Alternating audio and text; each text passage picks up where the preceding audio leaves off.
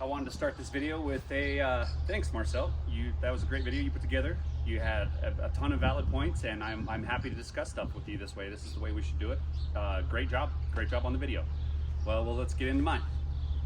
Okay, so I'd like to start with agreeing with you some more in the interpretation of the centrifugal force and pulled nature of the throw. I think what you said is pretty much spot on with those two particular subjects, that this is a centrifugal throw, meaning that it's an arc or a radius. One of the things I feel like maybe that you left out was that this arc radius is meant to be in a descending nature, and it's meant to get smaller as it moves forward. That's how as an arc gets smaller, it increases its speed. So part of this throw that wasn't mentioned, so this is just an addition to, is that this arc is meant to be getting smaller on the way forward.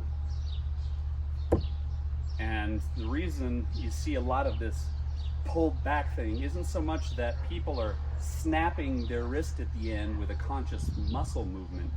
It happens primarily as a consequence of the abrupt nature of the end of that turn. The turn ends very abruptly right here in front of you. If you kept going, you'd throw off behind you over there somewhere. So this abrupt nature right here causes a lot of that look to the throw. People aren't snapping their wrist and yanking back. It's more of a consequence of the sharp nature of this radius getting smaller and stopping. The next thing that I wanted to touch upon was that you thinking I wasn't pulling my throw. And you yourself said this is very difficult to see. It's more felt than seen. But when I'm throwing like this, when I start this with my hip, I am pulling my arm behind me with my torso. This is not a pushed throw. This is a pulled throw. When my hand comes to the forward position and I stop, the knife pulls itself out of my hand. I'm not pushing it out of my hand. There is a small bit of a finger push that happens from turning into it. The knife loads against the finger, and then on the way forward, when you stop, it snaps a little bit. Again, that's not me actively pushing on it, but it is a pushed force.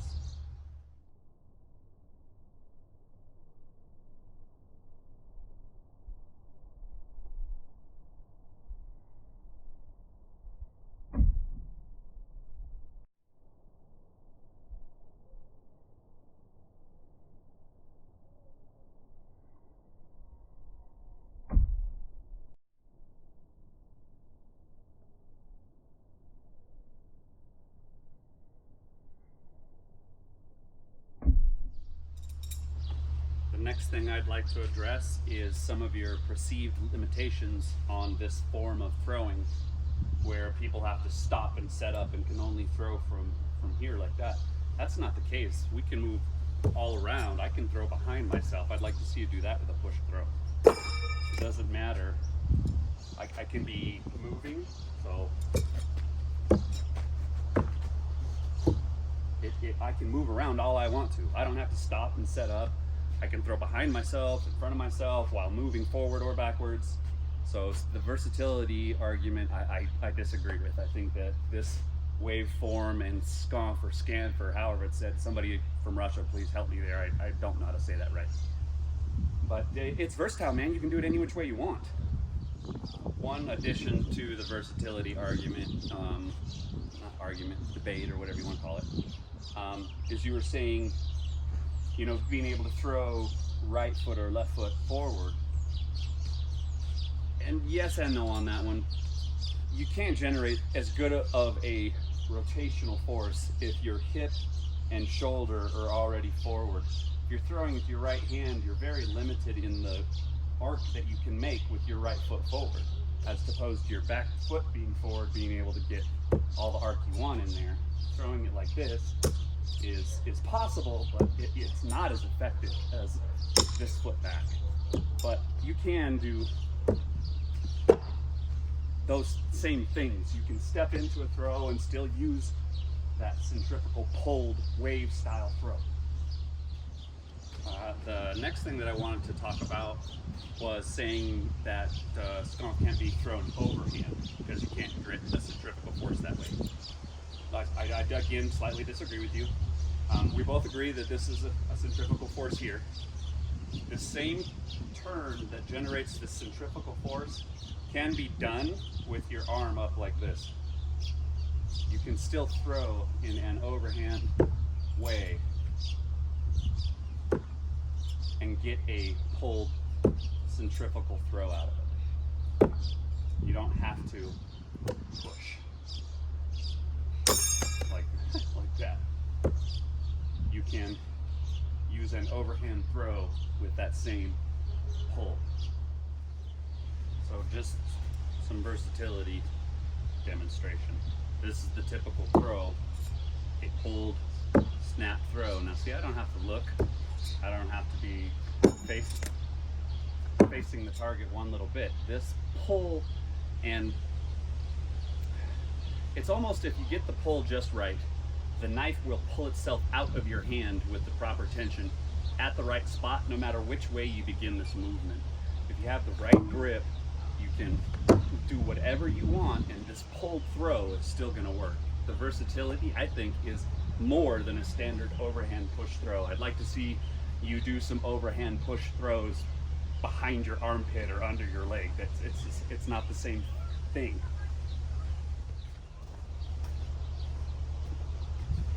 One other thing that I wanted to add to this that I don't think you really touched on, but one of the key things in this wave style throwing in Skanf, I think, is that was mentioned is timing. It's not just about creating that arc forward, it's about creating a loop in your throw so that you create a constant state of tension, centrifugal tension in the knife, where it feels like it's wanting to pull away from you throughout the entire throw. That's how you generate the most effective wave form, is to be able to have that timing where you have the knife in a constant state of tension. I don't even have to have an index finger on it if my timing is perfect. I can't do that when I back up, because the further back I get, the more perfect my timing has to be, and I just can't do it. So that's why I think, and this is kind of my own observation, why the index finger is incorporated, to be able to maximize controlling that timing, so that when you come forward, your release timing is going to be based on where you already know your arm is. When you do this, you don't really have that great of a sense of where the knife is in that rotation without looking at it, except for where it pulls against you. So to be able to do that from back here is just nearly impossible. I never get the timing right. But the addition of that finger makes it to where I know where that is, and I can get that release timing correct.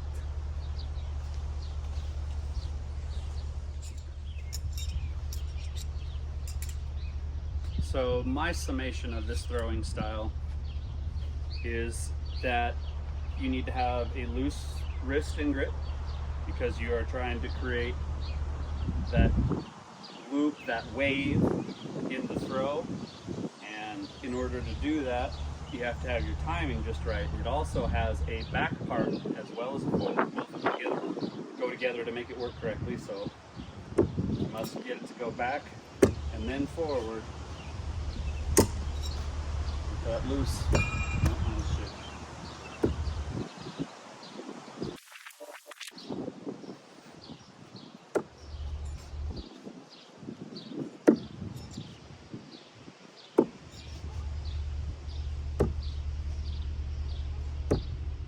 So the one last thing I want to touch on is that you've mentioned multiple times that you think that this throwing style is ineffective at distance.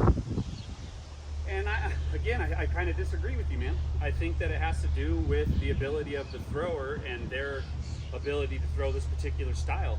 Nearly everybody in the normal no-spin world, except for some of the pros and some of the elites, start to struggle when they get past 5 meters. Doesn't matter if they're using a typical overhand throw or what they're using.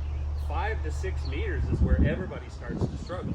So to say, oh, Skanf's ineffective at 7 meters, that's just because you haven't seen enough people that have devoted enough time to the throwing style. You can throw the same style at any distance. It's 5 meters, 6 meters, 7 meters. It's not the style, it's how good I am at it or how good the other person is at it. if you want to spend the time on it, this is an effective style no matter what distance you're standing at. Well, that's all I got to say about that for now. So go ahead and comment or make some rebuttal videos on your opinions on this. I'd like to keep this open and going back and forth. You know, this is a good discussion we're having now at this point, and I like what we're doing here, so let's keep it up. All right, thanks, man.